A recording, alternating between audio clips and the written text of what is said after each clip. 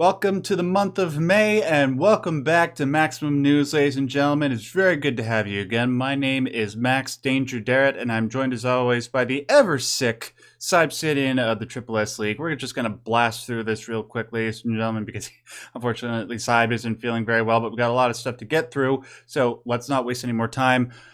I feel like this is just going to be the first topic for the next month or two, at least until June, when all the showcases happen. Fallout, whole bunch more Fallout news this past week. Obviously, the one thing that sort of I've been aware of is the Fallout 4 update and how that's sort of been messing everything up. But apparently, there's also a bunch of news regarding the upcoming, whatever the next Fallout games are going to be. I don't know anything about that, so Syb's going to give us a lowdown. Syb, what's been going on? So, Todd Howard was doing an interview with a couple people, and he said something that people have kind of now run with, and it kind of confirms what we've heard for a long time, and a lot of insiders are saying the same thing. There have been, and I think we've talked about it before. We know that there were 2 Fallout projects that were not being done by Bethesda that were being worked on. And in the interview, Todd said, you know, when we're looking forward, I'm paraphrasing because I'm very sick and I'm trying to so just forgive me if I paraphrase him slightly wrong. But basically what he said was he's talking about the Fallout IP, and he goes, and when we go to our other studios that we're working with and we talk to them about, hey, what about this game, or what about that other game that we're working on for the series, for the franchise, we keep, we're keeping tabs on that to make sure that it's coming out properly. And so again, it's like that was definitely a slip of the tongue, and it pointed out and confirmed something that people have been saying for a really long time, is that there's 2 studios working on Fallout content. And we believe that this is a remake of Fallout 1 and 2 in some kind of new engine. We don't know what. Right. And a remake of Fallout 3 with current day 76 assets, essentially, which is not that hard to do. If I had a team of about 50 modders, I could probably get that project done, like full-time, like paid positions. Yeah. I could probably do that in like 3 years, like easy peasy. It's not like the Skywind and Skyblivion projects for the Elder Scrolls where it takes them 10 years, because those guys are all volunteers and they're not getting paid. They have day jobs. Exactly. If you have people in-house getting paid, working full-time, easy. Yeah. And there is this idea that's been floating around for a while. We talked about it, this idea that there's this other company that is doing remakes of older games with a new engine, while the old engine runs within the new graphical engine that runs and sets everything up. Mm-hmm. Kind of like Blue Point a little bit. Yeah. And that's getting a little bit more rumor credence, essentially, sort of. That one, when we originally heard it was about Oblivion. Oh yeah, and they were going to be redoing Oblivion, but the tech, if it works, would be very, very, very crazy and amazing. But it is limited in a bunch of ways, and there are some other hurdles, and there's some other issues, and I don't know if it's accurate to say that that's what is being done here. It's something to keep your eye on. Again, I very much doubted the rumor when it first came out. I think it was more of a vertical slice thing, because that company it's not a big company, it's not a prestigious company, and they only have like ground floor, like conceptual design teams and stuff like that. Everything is possible, of course, especially now with AI. It's like we're getting close to the period where an AI will be able to generate the vast majority of a game's content, and you just have to provide the story, or in some cases not even that, but if you want a good story, then you have to do that. But yeah, it's a thing, it's an option. It's definitely come out to kind of like, pull at the strings of people who are wanting more Fallout content. And then the mistake that a lot of people are saying is that they keep saying that, with regards to the Fallout new games coming out, a lot of people say there are no other Fallout games, being worked on, period, because clearly Microsoft has said that they're interested in getting the next Fallout game out. That is incorrect. And this is really comes down to like being precise in language, which it's tough for me to do right now, but I'm gonna try to walk some people through it. So what Microsoft said is that they want the next Fallout 5 game to come out sooner, because right now Sure. it's slated for like 7 to 8 years from now. That would be when it's coming out. That's if we're lucky. 7 to It could 8 be years. That's adorable. it could be a decade, right? Like it's and that's the thing that they're talking about. Fallout 5. They want Fallout 5 to come out because it's the prestigious next big title thing. Right.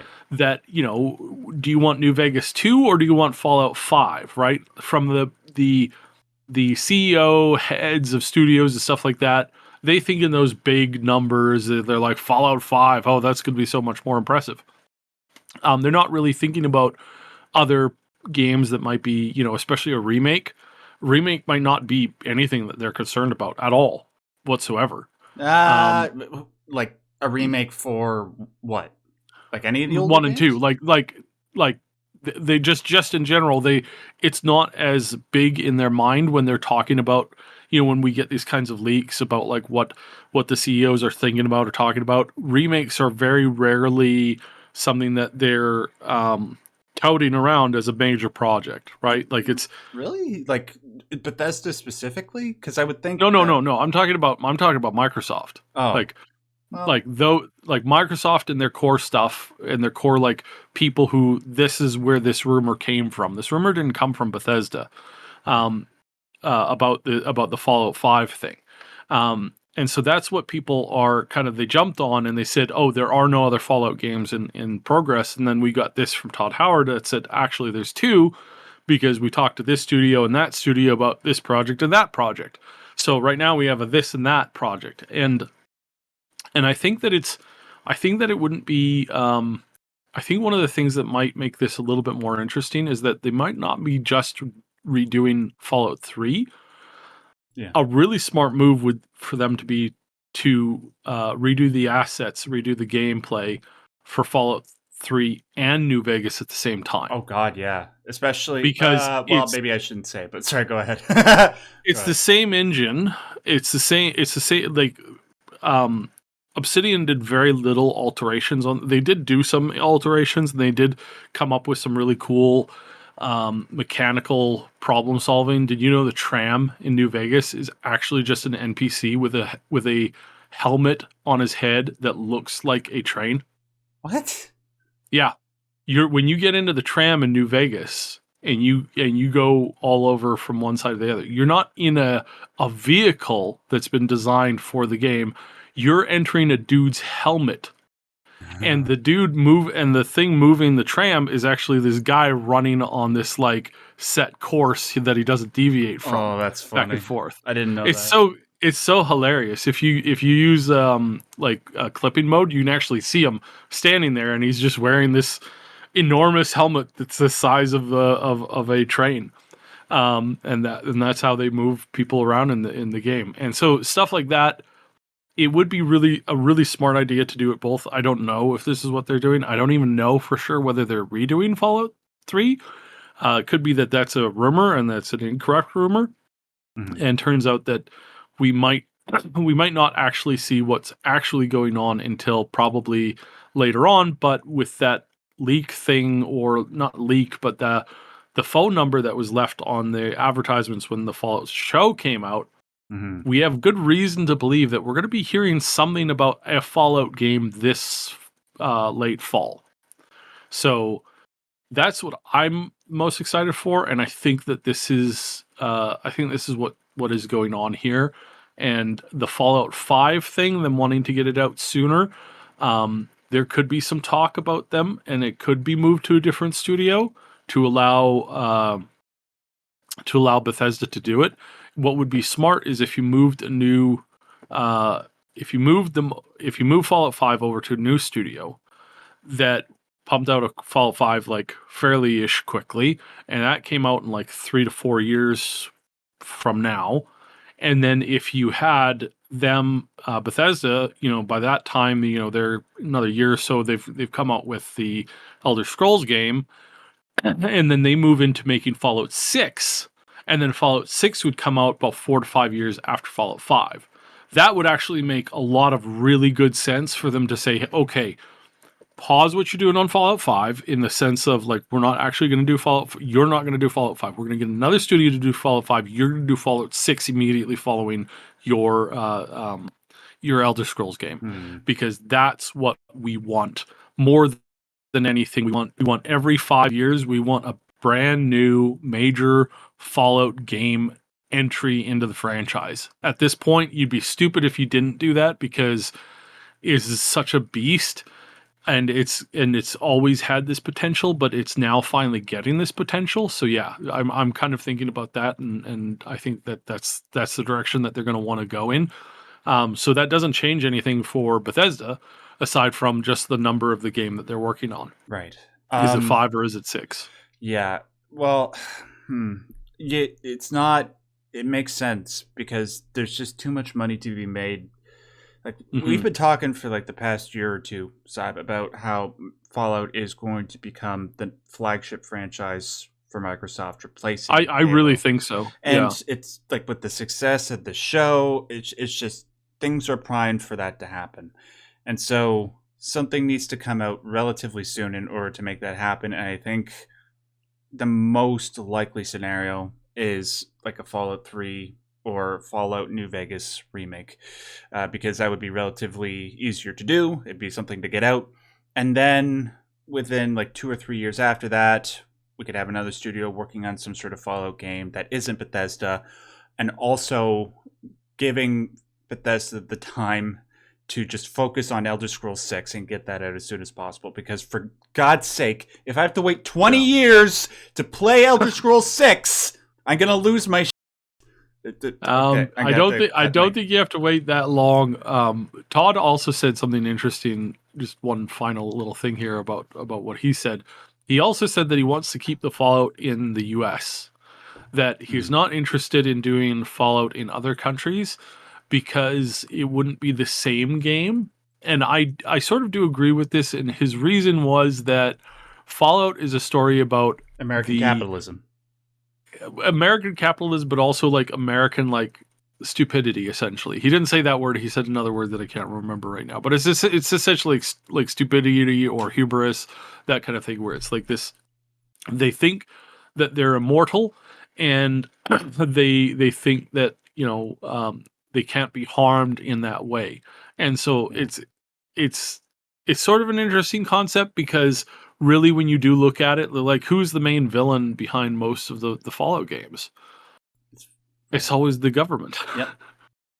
The government is always the one who's screwing something up. And so to transport that to a different country would be a little bit more difficult. Although I really do think that there is room to explore in Eastern Canada. I think that because the United States did annex Canada, and a Toronto/Ontario based game would be kind of interesting to see, like, the effects of it. There is a significant amount of lore about Canada and what was going on there currently, and then what is actually like remained there. Turns out that a lot of the military that were there annexing the country, when the bombs fell, they integrated with the population, and now the Toronto area is actually this very large, very militaristic mini country. Sweet. that has been a little antagonistic towards its neighbors. So that's really cool, and the options are there to expand a little bit. I do think that there is good potential for like a state, Texas / like Mexico. Yeah, that'd be cool.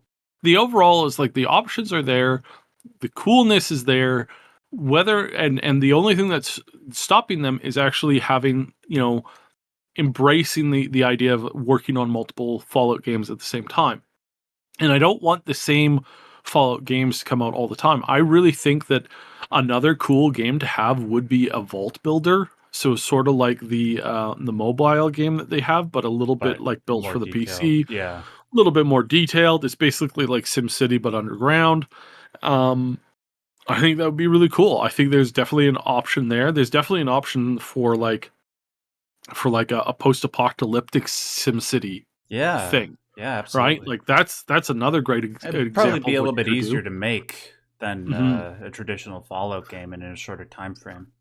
Yeah, and then another idea that I would have that I think that they are definitely sleeping on if they don't do this, would be like a caravan style Fallout game where Mm. you're running a caravan company and you're setting up trade routes and running it. Again, all of this is to give the players of other genres a door into the Fallout universe, so that when they sit down and watch the next Fallout TV series, that they're getting something out of the game that's not just that's not just an RPG shooter for the most part, that actually has like more to it. And I really do want to see them return to the idea of doing more content with uh sort of like the isometric game types as well. Yeah, I agree. Um,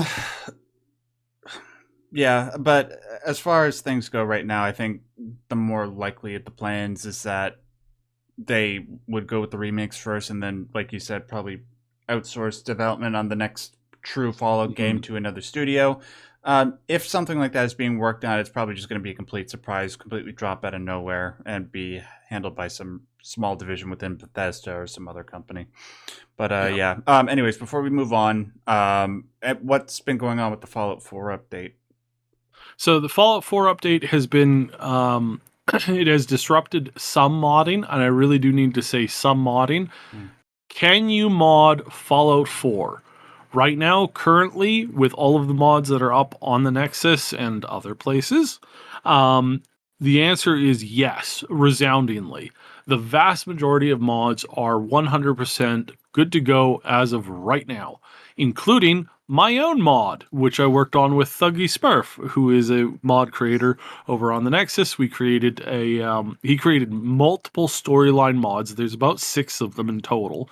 And he worked on Project Valkyrie with me, and Fusion City, and there's another one that I'm forgetting there. But they work really well together, and they currently work in game without having to worry about any of the other mods that are currently broken. You can download and install these literally right now.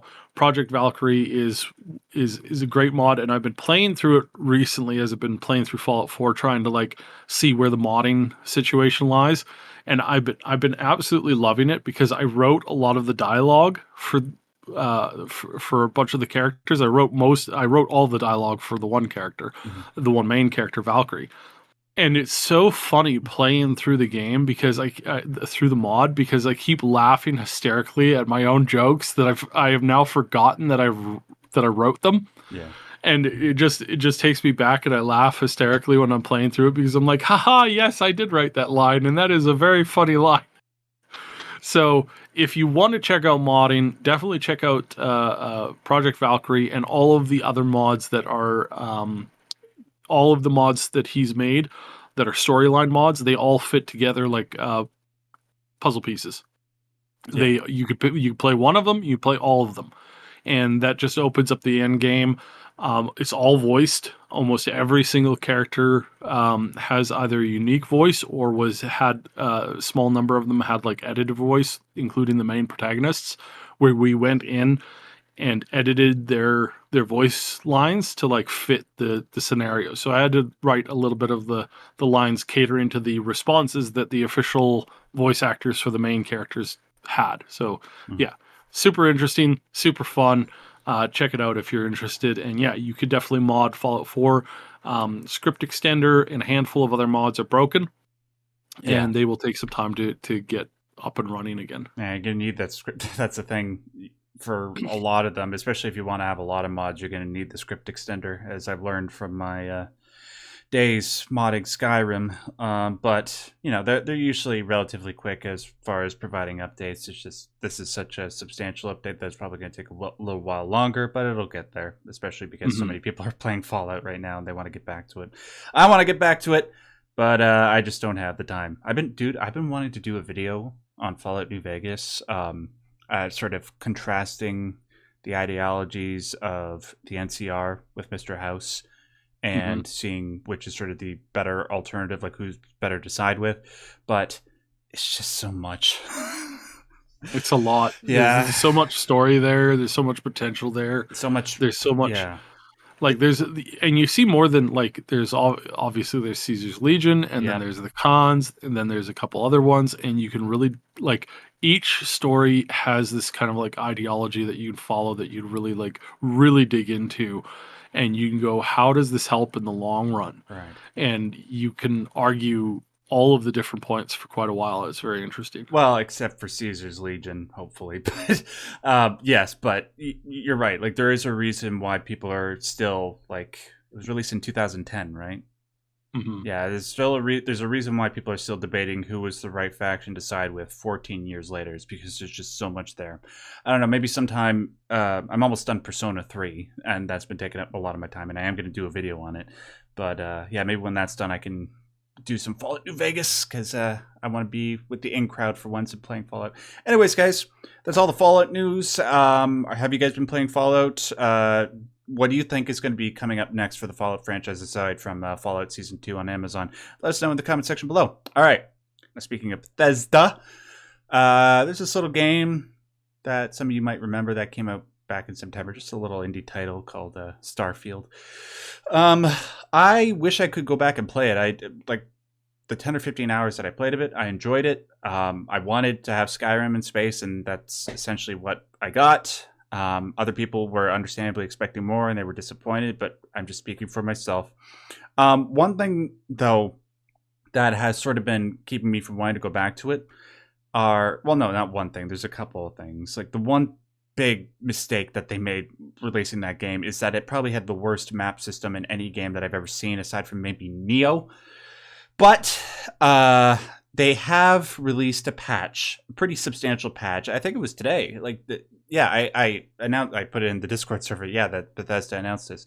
That this, along with a whole bunch of other things, are being addressed in this new patch. One is that the maps not only have been fixed, they actually look pretty good. You can actually see where everything is on the map, and you're not just trying to interpret the map as like trying to figure out what the hell everything is. Everything looks the way that it should for a Bethesda map and a Bethesda RPG.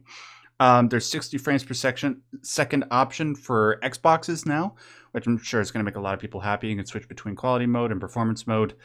That makes me particularly happy, even though I play it on PC. I play Starfield on PC. I would imagine, because I haven't played Starfield since like October, just like again, not because I haven't wanted to, it's just because I have other games I had to play for my channel. I would hope that the patches that have come out have made it so that my computer can handle frickin' Starfield, because even though I have pretty decent specs for my computer, it wasn't able to get that game to 60 frames per second, even when I lowered the... It's just ridiculous. Absolutely unacceptable. On top of this, they're also enabling you to decorate your ship interiors, which is actually pretty damn cool. And they have confirmed that they are working on land vehicles so that you can drive like some sort of, I don't know what you would call it, a big truck that goes fast around planets, preferably ones without a lot of trees so you're not always crashing into them. That's really damn cool. That makes me really happy. It enables greater exploration. There are a couple of other things, but those are the major updates. Saib, is there anything that I missed? Looks like we have vehicles coming, and we have probably some other things, some really big stuff coming in the future. Yeah. Oh, and September is the new DLC. Yeah, and I think that this is a good thing. Obviously, wasn't the best for some people. Some people really did hate the experience, but I'd say that they kind of made the mistake in like how they launched it, and then having some of the stuff, like obviously there was big things missing, but I don't think it's as bad of a game as some people think it is. No. I think that it's for the most part it's fine. Um, and that really what you need to do, because we have to do this all the time, is you have to look at the Bethesda games. You have to look at the game at the end of its cycle of development. So like once you get all the expansions and DLCs in, because again, when you're looking at Skyrim, if you're looking at Skyrim without the confine, without any of the updates, you're looking at a completely different game. Right. And a lot of people remember that. We talked about this when it first came out, how so many people would say when they look back at Skyrim, they remembered it as a whole thing, not as the vanilla experience and then all of the DLCs and expansions. Yeah. To Remember the when point where Skyrim came out on PS3? How much of a nightmare that was? Yeah. Yeah, but there's a lot of people who they remember things wrong. And there are a lot of people who are like, why couldn't they just have it come out like Skyrim, having all this good stuff? Like I remember on, vanilla, running around, flying around as the big vampire and killing everybody. And you're like, that that wasn't in vanilla. That was like many expansions later. And they go, no, no, no, no. That was in at launch. You had the quest to turn the sun black. Like I remember that. I played that on vanilla. It's like, no, you played that 2 years later. Hmm. That was not in the vanilla experience. Yes, it was. No, it really wasn't. So you kind of have to look at these games from that perspective, and then treat them as what they are from that kind of a thing. Well, so I think that yes, but it shouldn't be that way. It shouldn't, but like they can't get all of the DLCs out for this stuff like at launch. Obviously the bugs, yes, I agree with the bugs. And it was largely bug free for the most part. Like didn't have nearly as many bugs as other games did. No, the problem with Starfield is just sort of the core game design philosophy that a lot of people had. And like I get the arguments, and I'm not saying their arguments are wrong. I'm just saying that a lot of the problems that people had with the game I didn't have a problem with. Oh, the NPCs look weird. Yeah, but everything else looks pretty damn good. Like the interiors and the far off graphics looked amazing. Having to travel on your ship from planet to planet sort of got rid of that sense of exploration. Well, that wasn't the core thing that I really cared about so much when playing Bethesda RPGs. Like I always fast traveled everywhere. But I understand for other people that would be a core problem for them. But as much as it sucks that Bethesda likes to improve their games over time and not have them be properly like work as a core functional game on release, I do imagine that they'll continue to address this game and try to build it up to a place where it will be generally loved, kind of like what Fallout 76 is, but maybe not. Maybe not. Maybe they'll just turn all their development towards Elder Scrolls 6. Either way, I will be happy because on the one hand, it'll improve Starfield, and on the other hand, we'll get Elder Scrolls 6 sooner. Anyways, that's the Starfield stuff. All right, let's move on to this one. This was probably the biggest story of the past week on the internet, and this has to be the worst example of greed from a game developer that I've seen in a long time, aside from maybe the whole stuff that happened with Unity recently and the guy heading that, the former guy that was working at EA, just that scumbag. Escape from Tarkov. I've heard of this game. I heard the game is actually pretty difficult. It's something called an extraction shooter. I didn't, honestly, until Escape from Tarkov, like this whole debacle happened, I didn't really know what an extraction shooter was until I started having it compared to other games like The Division, games like Hunt Showdown. It's like, oh, okay, an extraction shooter. You go in to a level, you try to loot as much as you can, and then get out, and then repeat. Right? That's the general idea, right, Seb? Yeah. Okay. Yeah, okay. So you go in, you grab stuff, and then you GTFO. Okay, so apparently Escape from Tarkov is one of those games that tends to do it better than other people other game developers as far as that gameplay formula goes. They have been in beta for the past 7 years. They haven't released a full version of the game yet. Apparently, that's coming sometime late 2024, but you know how these things can change, Side. But people love it. And apparently, the people behind the game know how much people love it, and they know that so much that they were willing to take advantage of the people that really love it. So check this out. There was this piece of DLC, even though the guys behind Escape from Tarkov don't want to call it that, and we'll get to that in a minute. There's this piece of DLC that they're releasing called the Unheard of Edition. And what comes with this Unheard Edition is an offline mode. Now, from what I understand, people who play Escape from Tarkov, they could really benefit from an offline mode because it would enable them to practice without having to go up against actual real-life opponents, which make things a whole lot harder. It gives them a competitive advantage. Plus, there's a whole bunch of other pay-to-win elements that come along with it, which is bad enough, but that's not even the worst part. The worst part is that for this Unheard Edition, they're charging $250 American dollars. $250 for Sounds DLC. like microtransaction games that I've seen and or played before. This, like what? What game is charging this amount of money for microtransactions? Well, I just played one the other day where they had a $500 USD option. For what game and for what? I don't want to say because it's not uncommon to see mobile games with these kinds of price ranges mobile for stuff. Games. Yes, and they're trash garbage like always. But yeah, oh my god!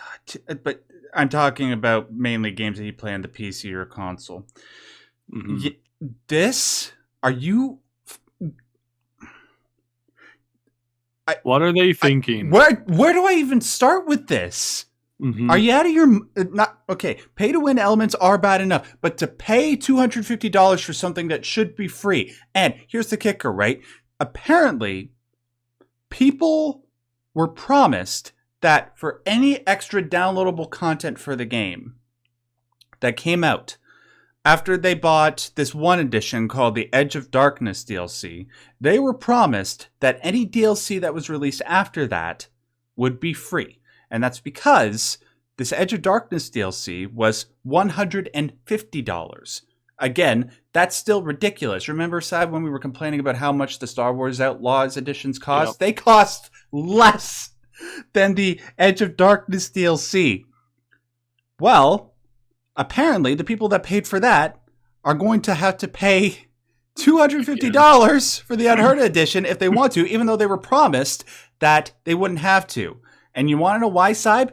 It's because, according to the people behind Escape from Tarkov, the Unheard edition, well, we don't consider that DLC because it's more like a quality of life fee. It's behind a paywall, and you download it to enhance, to add onto the pre-existing experience.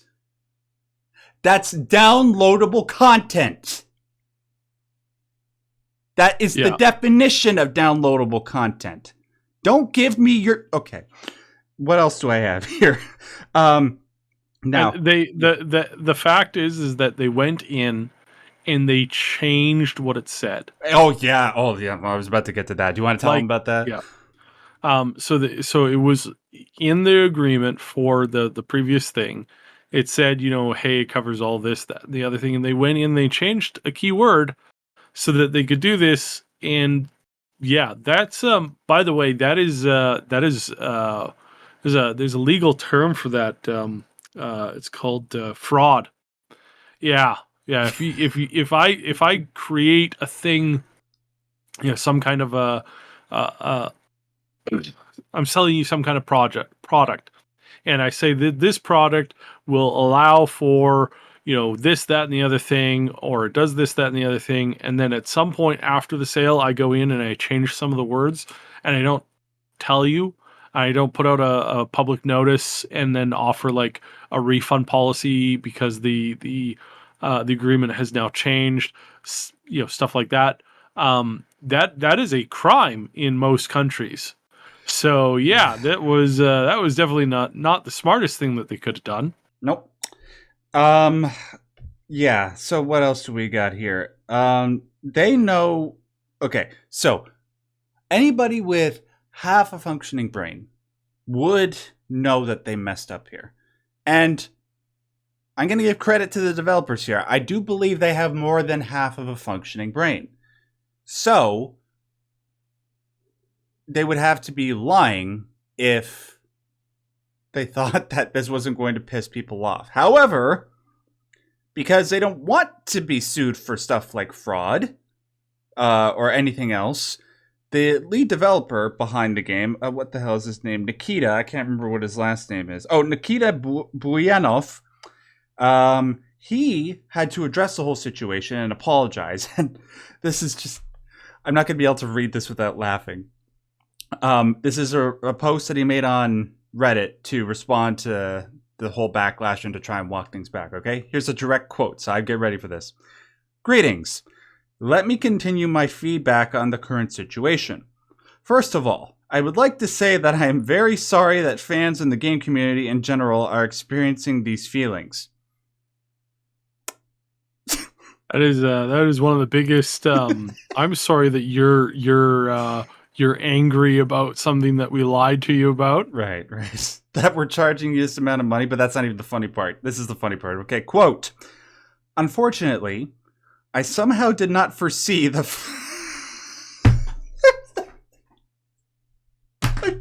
I can't. Okay. All right, let me try again. Unfortunately, I somehow did not foresee the fact of such a reaction.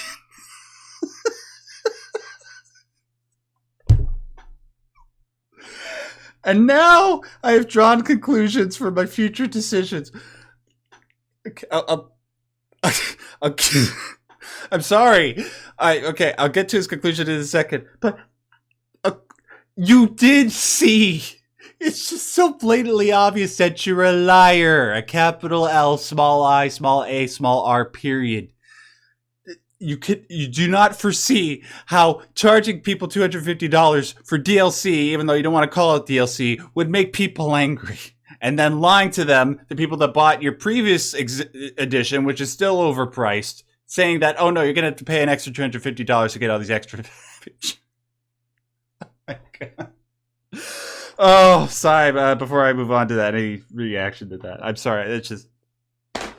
Oh, I'm living in clown world. I'm sorry. That's what it feels like. Yeah, no, this is like, if you wanted to destroy your own company, you couldn't have, like, it would be very hard to do a better job with a single move. That wasn't outright just closing the game down. It's right. Like, no, this was such bad taste and such poor, like, everything. It was just... This makes the PR behind the day before look competent. Because at least they barely said anything, and then, like, people only found out how much of a scam their games were until release, right? Mm-hmm. He just, with a single sentence, we did not foresee. How could you not foresee? Okay. All right. What else did he say? Oh, go ahead. This just goes to the fact that so many game companies and so many CEOs and so many heads of studios, they look at their customers not as like people who, have challenges and who have difficulties and who, they're trying to support the game because they love the game. They don't look at them with any like amount of respect. They look at them that they are straight up just something to be squeezed for blood. Yeah. And money. Obviously money. They don't drink blood. I hope they don't. But still. Some of them might, if you believe in certain conspiracies. But we're not going to talk about that. Yeah, they walked into this and said, how can we just insult like everybody who plays their game? Yeah. And then no logic, no thinking that through, nothing. Just like, yep, that was the thing. All right. Yep. So thankfully, they realized, okay, yeah, we have to walk this back. So there were a couple of things that the developers did that I think were good overall. Let's see. They will, okay, according to this Reddit post, they will give access to the offline mode for all, like, okay, wait, no, hold on a second. Let me step back for a second. So there were two responses. The first response said, okay, we hear you. We're going to give offline mode to the Edge of Darkness owners. That's the DLC that came out before the Unheard Edition for $250. We're going to give access to the offline mode for the Edge of Darkness owners in waves. And only for 6 months. So you'll lose access after 6 months. And still have to pay it if you want to get it back. And they did say, though, that they would make offline mode available to everybody when the game came out. But who the hell knows if that is still going to come out in the end of 2024. I mean, for a game like this, we thought Stalker 2 was going to be coming out a couple of years ago. But look at how things... But yeah, and, that's not their fault because of the whole war in Ukraine. But, just this is the way the world works. They also said that they would promise mod support for the PvE mode, which is pretty cool. They will also remove... This is another thing. They were going to have prioritized matchmaking for people that bought the more expensive editions. That's just... Okay. But thankfully, they're going to get rid of that now. And yeah, even though they said the whole 6 months thing, they came out a little bit later and said, no, okay, we're just going to make this available to everybody. So yeah, we're still not sure whether or not any future DLCs will be free for Edge of Darkness owners. And unfortunately, because they didn't really issue a full apology or acknowledge just how stupid this was, people are still going to try and... are going to be moving away to some degree from this game. And there are a bunch of game companies that are fully aware of that, and we're actually actively doing really funny things to try and bring people into their games. Like over the weekend, the people over at Helldivers 2 were... I can't remember exactly what they said. I'll try to look this up. But they were just making an underhanded tweet, a funny tweet about the whole situation. Something about, our prices are unheard of or something. Damn it, I can't bring it up. But yeah, people behind DayZ. There's also another extraction shooter called Arena Breakout Infinite. They were all tweeting about this and poking fun about it. Anyways, that's about the gist of the situation. We'll bring you more updates about the whole thing if anything new happens, because this is just so evil, but also so funny at the same time. It's unique in that way. Saib, any thoughts before we move on? This is just another example of the failure that is like these larger game publishers, and it's so dumb because it was so avoidable. So yeah. Yep, and by the way, the tweet that Helldivers 2 sent out, this is great. Be sure to check out the deals in the Acquisition Center today. With prices so low, they're practically unheard of. And they capitalized the word unheard just to stick it to everybody, and that tweet got like over 22,000 likes. Mm-hmm. Well, at least they know how to meme. I'll give them that. That makes me want to play the game even more. I wonder how well that game is still doing in the Steam chart. It's still doing really good. Nice. Maybe I should suggest that to my wife, because I know she wanted to play that, and we're looking for a new game to play soon. Anyways, moving on. All right. Garry's Mod is an institution for gamers. It's a legendary piece of software built out of the Source engine by a guy named Gary Newman. I believe that's what his last name is. Newman? I'll double check that. It's basically, in case people don't know, Garry's Mod, I'm sure everybody's seen like videos about it at some point if you're a gamer, but it's just this sandbox tool with which you can use a bunch of different assets pulled from a variety of different sources to create your own personal sandbox, create your own levels, do whatever the hell you want with it. Now, the sources that people could draw from to put into the Garry's Mod software vary from a variety of different companies and IPs, one of which is including Nintendo. And I'm sure anybody who hasn't heard about this story yet, but has heard this lead-in from me, probably already knows where this story is going.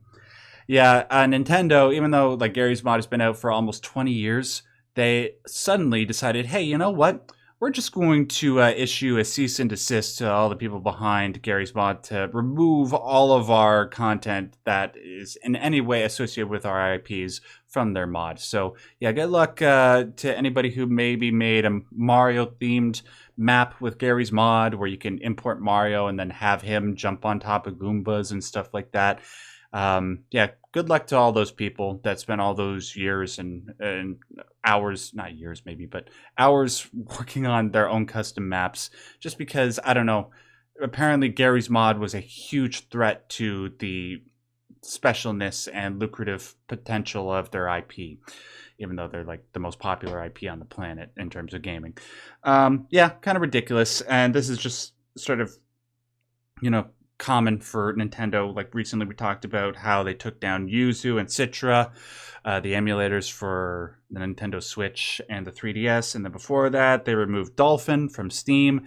While they did have some legal grounds to do stuff like that because of stupidity on the behalf of the people behind the emulators, it still isn't the best look for Nintendo, because I think the gaming community is generally on the side of people that take these IPs and try to do these things with them because it's actually generally good for the IPs as long as they're not just blatantly stealing them. But yeah, that's the story. Saib, what are your thoughts on this? Do you ever use Gary's Mod or like do anything with that? No, it's one of the games that, or one of the things that I kind of missed out on. Yeah, me too. But I could watch a whole bunch of videos from it, and it Yeah, looks and like a I mean, fun thing. yeah, it was very culturally significant. So, yeah, just another sad thing that happens in the gaming industry, and not the last time that we'll see this either. No, like just what I don't understand. Like, did they suddenly just become aware that Gary's Mod is a thing? I would have thought that at least one or two people at Nintendo would have heard about this thing and tried to inform the higher ups, or maybe the majority of the people at Nintendo aren't necessarily for this, but the higher up bosses are just have their heads up their own asses so much that I don't know. But it's just a one example in a long line of behavior from Nintendo that continues to make absolutely no sense. Yeah, it It's like sucks. it's like they're saying, "Hey, is there any way we can erase large amounts of goodwill that we built up over the years?" Yeah, and they'll just continue to do it because they're Nintendo and they think they can get away with it. Well, hopefully not for long. Hopefully, Pal World was enough of a kick in the ass for them. Oh, you know what? That's probably going to be the next thing. They're probably still examining their legal options, and then they're going to take them to court. But I don't know. We'll see. All right. Final story of the day. I know Saib's probably getting some throat sores at the moment. What? Okay, I know what a Funko Pop is. I know a couple of people that are obsessed with them. Apparently, it's getting a game. What's the deal? Yeah, there's a Funko Pop game coming out Really? that is uh, so I am so like, why now? Why this? I don't know. So it's Funko Fusion, a video game set for release in September. Oh, that's pretty soon. June, July. Wow, 4 months from now. Okay. Yeah.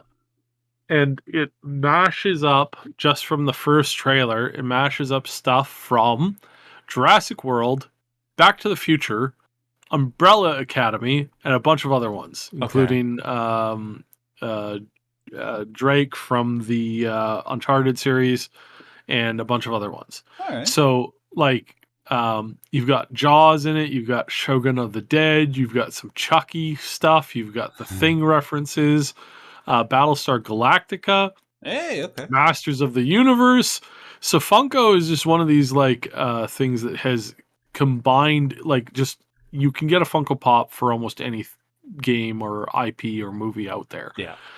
They specialize in that, and apparently they've been working on this for a really, really long time. Of like, hey, how can we combine what we're doing as far as these little pop creations go, and the kind of like making an actual product that is more than just a thing that sits on your shelf. Um, I approve their like forward thinking, but I do think that this is like this is really late in the game. Like this should have come out like 5 years ago. Yeah. Like if Lego could have, if Lego did it, has been doing this for well over a decade. There's no reason why these guys couldn't have had this come around like 5-6 years ago. So I don't know. Is it going to be good? I have no idea. Is it something that people actually want to play? I don't know. I suppose it's all about those member berries. Remember Back to the Future? Mhm. Yeah, I Remember remember. Masters of the Universe? Yeah, I remember. Remember Invincible and Xena Warrior Princess? Well, we don't have to. And Hot Fuzz? Yeah, Hot Fuzz is in there too. Really? Hot Oh, Fuzz, sweet. yeah. I get to be Yeah. Nick Frost, They baby. got Five Nights of Freddy's and a whole bunch of this other stuff. And I'm like, this is the concept is cool.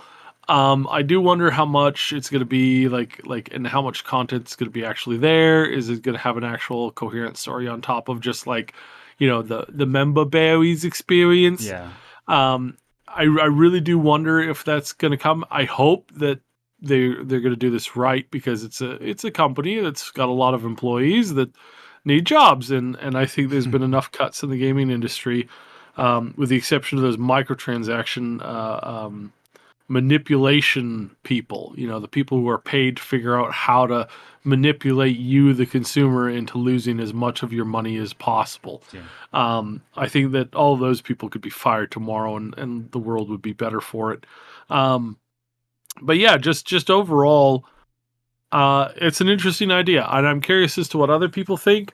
Something like this doesn't usually hit my radar very much. I did have this in Ready Player One a little bit, where I was like, oh, look at all the cool stuff that I remember from, being so young, and how did nobody ever try driving around the racetrack in reverse? It's one of the first things I do in video games, racing games. It's like, why? But at any rate, cool. Yeah. Yeah, interesting. I tend to agree with you. Like, it probably would have been more ideal to release it at the peak of its popularity several years ago. Mhm. But I do think like they are still popular. I think that Funko is enough of established IP that it will come out, and there will be enough people that play it. Kind of like Yu-Gi-Oh or Digimon, Yeah. or like anything that involves the element of collecting. I think that as long as the game itself is good, and apparently it's a co-op action game, in case people are wondering what the genre is, that takes place in a bunch of different worlds from the NBC Universal license. If it's good, then it might grow and become something that people play for a long period of time. Maybe it can evolve into something like Dead by Daylight, which borrows from a variety of different IPs. Obviously not with the same type of gameplay, but just taking advantage of a variety of different IPs. If it's good, I'll check it out. I know that,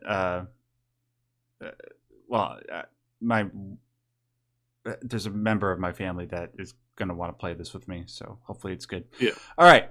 That does it for this episode of Maximum News, ladies and gentlemen. Thank you so much for joining us. If you have any thoughts on any or all these topics that we talked about today, I would love to hear your thoughts in the comment section below. Just keep it civil. If it's a criticism, obviously. I want to thank Syb, as always, for doing this, particularly when he's sick. He's a trooper. Syb, anything you want to say before we're done, or plug? We're trying to get out a ton more Fallout related content. We've got a whole bunch of stuff planned. We've got new stuff planned. So we're gonna have a ton of stuff. We're gonna have a ton of discussions, and we're really gonna be hitting back into the Fallout stride in full. And if you do play, or if you're interested in playing 76, jump into our Discord, and you'll usually find some people playing 76 there. We're getting into it a little bit more. They've got a huge patch coming later this year in the summer that is going to be, I really think it's going to be a game changer for the game. I really do think they're expanding the overall map. They're adding in a ton of NPCs.